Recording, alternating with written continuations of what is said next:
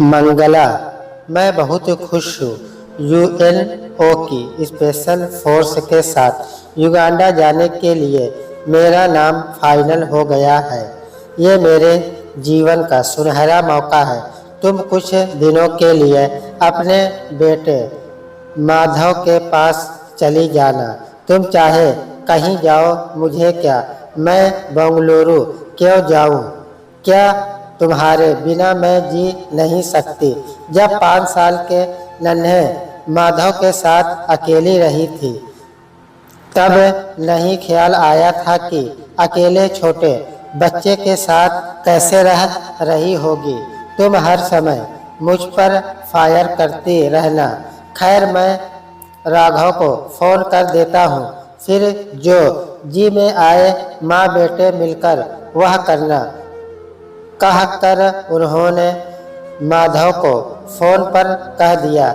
मैं युगांडा जा रहा हूँ, इसलिए मैं चाहता हूँ कि तुम्हारी अम्मा तुम्हारे पास रहे। वह खाने पीने में कुछ परहेज नहीं करती, इसलिए उनका वजन बढ़ता जा रहा है और कोलेस्ट्रॉल भी बढ़ा रहता है। यहाँ तक कि चलना फिरना भी मुश्किल होता जा रहा है। उनके घुटने को किसी अच्छे डॉक्टर को दिखा देना। मैं तो सब कुछ करके हार गया हूँ। तुम ही कोशिश करके देख लेना, शायद कुछ फायदा हो जाए। आपको कब जाना है? मुझे 22 तारीख को दिल्ली पहुँचना है। फिर आधे घंटे में ही माधव का फोन आया। अम्मा, आप बेंगलुरु 20 तारीख को आ रही है। मैंने फ्लाइट की टिकट बुक करवा दिया है। इतनी जल्दी मैं तैयारी कैसे कर पाऊंगी? आप अपने घर आ रही है, उसके लिए भला क्या तैयारियां करना। सब मेरे लिए थोड़ी सी गुझिया ज़रूर बनाकर लाना। मंगला बेटे के यहाँ अकेले पहली बार जा रही थी। उन्होंने बेटे माधव को बड़ी मुसीबतों से पाला था। पति मोहन फौज में सिपाही थे। वह साल में एक बार घर आते थे और कभी कभी तो साल भी बीत जाता। घर सास ससुर, कुंवारे जेठ और छोटी छोटी 2 नंदों से भरा हुआ था। दिन भर वह काम करते करते थक जाती थी। जेठ जी की कामुक निगाहें उनके अंग प्रत्यंग को अंदर तक भेजती रहती थी। घर क्या था, जंग का मैदान। इस सबसे तंग होकर वह घर छोड़कर मायके आ गई थी। मोहन उसके इस कदम से नाराज हो गए थे। वे 5 से 6 वर्षों तक उनके पास नहीं आए थे। वह समय उसके लिए बहुत कष्टकारी था। उन्होंने एक छोटे स्कूल में नौकरी करके और बच्चों को ट्यूशन पढ़ाकर अपनी गुजर बसर की। बेटे माधव को पढ़ा लिखा कर योग्य इंसान बनाना ही उनके जीवन का लक्ष्य था और कठिन परिस्थितियों के झंझावातों को झेलती झेलती वह जिद्दी और अक्खड़ बन गई थी। माधव बचपन से ही पढ़ने में तेज था। वह हर कक्षा में अव्वल आता था। वह इंजीनियर बनकर 3 सालों के लिए अमेरिका चला गया था। वहीं पर उसने मिली के साथ शादी कर ली थी। मंगला इसी बात पर बेटे से नाराज हो गई थी। हालांकि माधव मिनी को लेकर उनके पास आ चुका था, फिर भी उनके मन में डर था कि बेटे के घर वह कैसे रहेगी और बहू मिनी उसके साथ कैसा व्यवहार करेगी। मंगला ने ट्रेन के एसी डिब्बे को हमेशा लालची निगाहों से देखा था। हवाई यात्रा के बारे में सोचकर वह बहुत ही उत्साहित हो उठी थी। वह पास पड़ोस सबे कहती फिर रही थी कि मेरे बेटे ने मेरे लिए हवाई जहाज का टिकट भेजा है। उन्होंने जल्दी जल्दी बेटे की पसंद की तमाम चीज़ें बना डाली थी। गुजिया, लड्डू, मठरी और सेव माधव बचपन से ही बहुत पसंद करता था। इन चीज़ों के अलावा कभी वह अचार की शीशी पैक करती तो कभी मूंगफली। वह दर्द के कारण निढाल हो जाती, लेकिन माँ की ममता कुछ भी सुनने को तैयार नहीं थी। बहू मिनी के लिए वह बाजार से एक सूट भी ले आई थी। एयरपोर्ट का विशाल प्रांगण, लोगों की भीड़ भाड़, वहाँ चारों तरफ की गहमा-गहमी देख वह घबरा उठी। माधव का दोस्त मुकुल भी उसी फ्लाइट से बेंगलुरु जा रहा था, इसलिए उन्होंने उसका हाथ कसकर पकड़ लिया था। 2.5 घंटे की उड़ान के बाद वह बेंगलुरु पहुंच गई थी। एयरपोर्ट पर बैठे माधव को देख वह प्रफुल्लित उठी थी। जीन्स टॉप में लिपटी बहू मिनी को देख वह सिटपिटा उठी थी। मिनी ने शालीनता पूर्वक उनके पैर छुए और उनके गले से लिपट गई। माम, आपको रास्ते में कोई तकलीफ तो नहीं हुई? वह बोली। मंगला मुश्किल से कुछ बोल ही नहीं पाई। तभी माधव गाड़ी लेकर आ गया। मिनी ने प्यार से माँ का हाथ पकड़ा और उन्हें कार में बिठाकर बोली, माँ, आपको हवाई जहाज में डर तो नहीं लगा? हाँ, थोड़ा तो लग रहा था, लेकिन मैंने तो अपनी आंखें जोर से बंद कर ली थी। अब बस मेरा सिर थोड़ा भारी हो रहा है।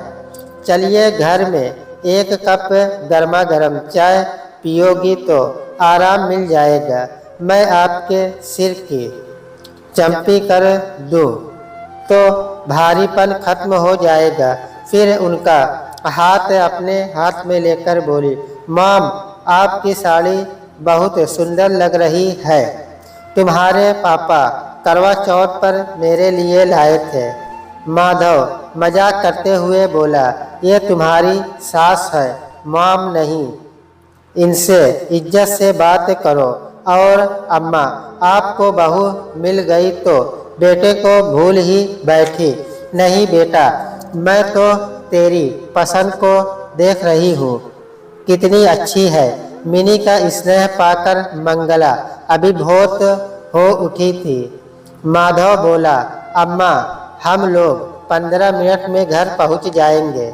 कुछ समय बाद गाड़ी एक भव्य परिसर में पहुँच गई। हरा भरा बड़ा सा लाल, काफी बड़ा सा स्विमिंग पूल, वहाँ की भव्यता को मंगला जी अपलक निहारते रह गई थी। मिनी उनका हाथ पकड़कर लिफ्ट से उन्हें अपने फ्लैट में ले गई।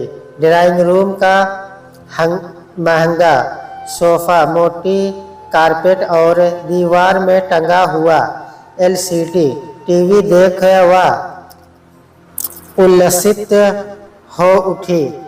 एक बारगी उनके मुंह से निकल पड़ा, शाबाश बेटा, तुमने मेरा सपना पूरा कर दिया। फिर वह बच्चों की तरह गुदगुदे सोफे पर उछलकर बैठ गई।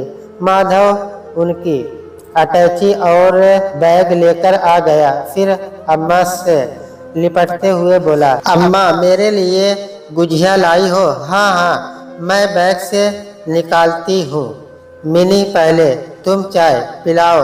हाँ, मैं चाय लाती हूँ, फिर हम दोनों मिलकर डब्बे खोलेंगे। मंगला जी मिनी का बचपना देख मुस्कुरा उठी। मिनी झटपट चाय और गर्मा गर्म पकौड़े ले आई। मिनी, पकौड़े बहुत स्वादिष्ट बने हैं। मंगला जी बोली, अम्मा, आखिर बहू किसकी है? कहते हुए माधव हंस पड़ा था। माधव और मिनी दोनों छोटे बच्चों की तरह डब्बे खोलने में जुटे थे। माधव गुजिया खाते ही बोला, वाह अम्मा, मज़ा आ गया। कितने दिनों के बाद यह स्वाद मिला है। मिनी ने मठरी और सेव खाए। अम्मा, आपने बहुत टेस्टी बनाए हैं। माधव सब चीज़ें जल्दी जल्दी खाकर डकार ले कर बोला, मेरा तो पेट भर गया लेकिन मन नहीं भरा। मिनी बोली, अम्मा इसकी टोन आप देखिए, यह बिल्कुल भी परहेज नहीं करता। इसका कोलेस्ट्रॉल बढ़ा हुआ है। इसी स्पीड से यह सब खाओगे तो जल्दी ही अस्पताल पहुंच जाओगे। अम्मा, आपको भी यह सब इस उम्र में नहीं खाना चाहिए। माधव बोला, मेरे पापा ने तो बहुत मना किया था लेकिन मेरा मन नहीं माना और मैंने उनकी एक नहीं सुनी। फिर माधव बोला, हम दोनों अपने अपने थोड़ा थोड़ा ले जाएंगे और सबको बताकर खिलाएंगे कि मेरी अम्मा लाई है और उन्होंने अपने हाथों से बनाया है। हाँ हाँ, ये ठीक रहेगा। दोनों ने एक दूसरे की हाँ में हाँ मिलाई। अम्मा आइए, आपको आपका कमरा दिखा दूँ, मिनी ने कहा। कमरा छोटा ज़रूर था लेकिन हवादार और साफ सुथरा था। पलंग पर कीमती चादर बिछी हुई थी। उन्होंने बाथरूम जाकर हाथ मुंह धोया, आँखों पर ठंडे पानी की चोटें डाले। फिर वह बेड पर आंखें बंद कर लेट गई थी। वह मन ही मन सोचने लगी कि अभी तो मिनी बहुत अच्छी लड़की लग रही है, देखो आगे कैसे रहती है। उन्हें कब झपकी लग गई पता ही नहीं लगा था। आँख खुलते ही वह हड़बड़ाकर उठ बैठी। उन्हें किसी ने चादर ओढ़ा दी थी। वह भावुक हो उठी थी। उन्हें भूख भी लग रही थी लेकिन घर में कोई हलचल नहीं सुनाई पड़ रही थी। तभी मिनी की आवाज़ आई, अम्मा आइए, खाना लग गया है। आप तो जब से आई हैं कुछ भी नहीं खाया है। माधव बोला, अम्मा पहले आपकी प्लेट लगा रहा हूँ। माधव सलाद काटने के बाद धनिया काट रहा था। माधव, तुम तो बहुत समझदार हो गए हो। बीवी की मदद करना बहुत अच्छी बात है। हम लोगों के समय की बात और थी। हमें तो पानी का गिलास भी हाथ में पकड़ाना पड़ता था। नहीं नहीं मिनी, रोटियां सेक लो, फिर सब लोग साथ में खाएंगे। मेरे लिए 2 रोटी बनाना। मिनी, अम्मा के लिए पराठे बनाना। उन्हें रोटी नहीं पसंद है। मंगला चुप रही लेकिन उन्हें अच्छा लगा कि बेटे को आज भी उनकी पसंद याद है। मिनी ने मटर पनीर, पुलाव और दम आलू बना रखा था। मंगला जी खाना खाकर खुश हो गई। वाह बहू, तुमने तो मेरा दिल खुश कर दिया।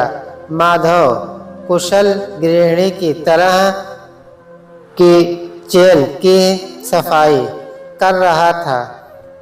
मंगला जी बोली, चलो हटो, मैं कर देती हूँ। अम्मा आप आज आराम कर लो, कल से करना। वह अपनी अटैची से सूट निकाल कर लाई और मिनी को देते हुए बोली, देख कर बताओ कि तुम्हें पसंद आया कि नहीं। बहुत प्यारा सूट है अम्मा, मैं तो कब से ऐसा सूट चाह रही थी, मुझे मिल ही नहीं रहा था। मंगला खुश हो गई थी। अम्मा कल सुबह 8 बजे डॉक्टर से मिलने का समय लिया हुआ है। आप थोड़ा जल्दी तैयार हो जाना। सुबह ट्रैफिक बहुत ज़्यादा रहता है। सुबह वह नहा धोकर तैयार होकर बाहर आई तो मिनी चाय का कप हाथ में लेकर आ गई। अम्मा जल्दी कीजिए, आपके घुटने के लिए फिजियोथेरेपी सेंटर भी जाना है। वहाँ डॉक्टर से तय समय पर ही मिलना होता है। वह आपके पैरों को देखकर मशीनों के द्वारा एक्सरसाइज करवाएंगे। मुझे तो डर लग रहा है। अम्मा, डरने की क्या बात है? भला मिनी ने उनका हाथ पकड़ा। वह उनके साथ चल दी डॉक्टर के पास। वह पहुंची तो उन्होंने चेकअप करके मशीन से घुटने की सिकाई और एक्सरसाइज करने को बताया। कैल्शियम खाने को बोला और हाइट चार्ट बनवा कर दिया, जिसका उन्हें पालन करना था। उसी दिन से उनकी फिजियोथेरेपी शुरू होनी थी। वह साड़ी पहनी हुई थी।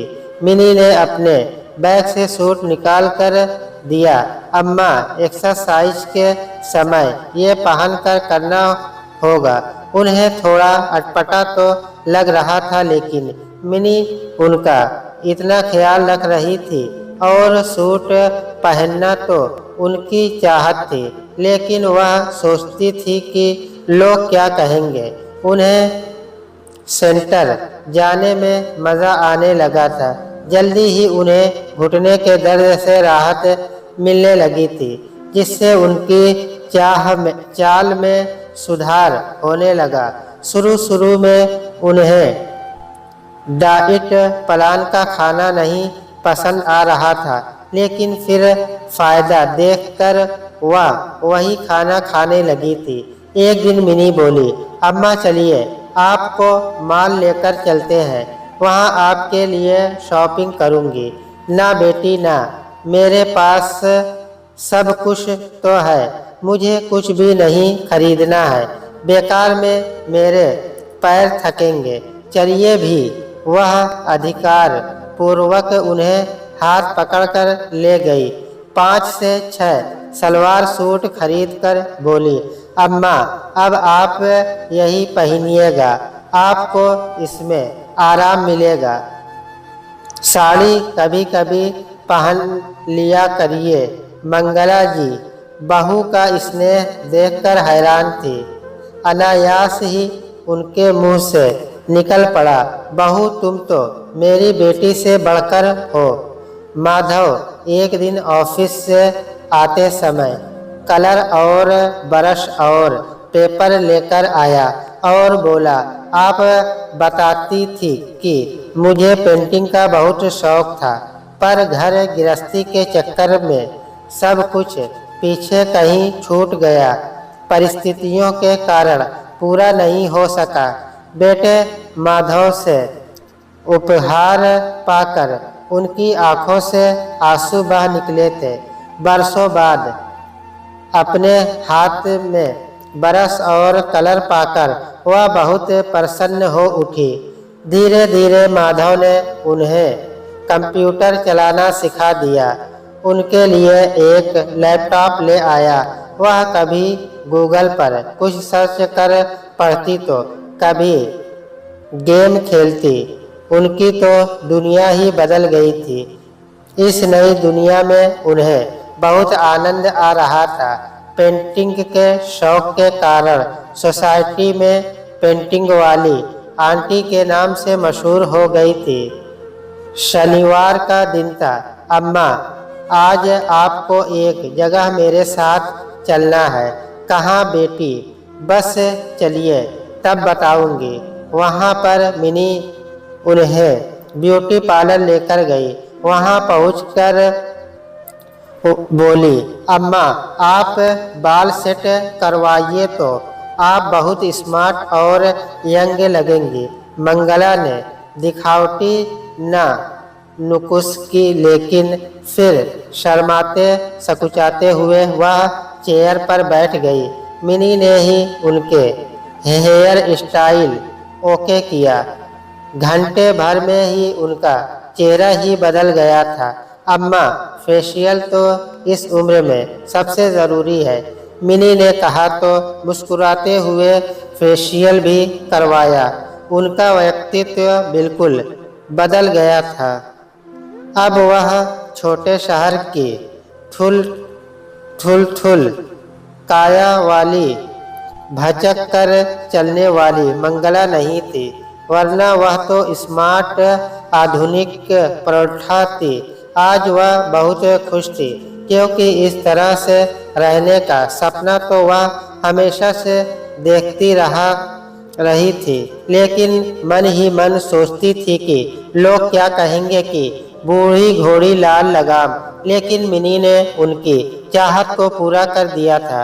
मिनी, मैंने जब से होश संभाला था तब से आधुनिक जीवन शैली जीने की चाहत थी, परंतु पहले ससुराल का डर, फिर आर्थिक स्थिति का डरा बोल रहता, फिर जब उम्र हो गई तो बस मन का डर कि लोग क्या कहेंगे। इसलिए मन महसूस कर चिढ़ती रही और तुम्हारे पापा के साथ लड़ती झगड़ती रही।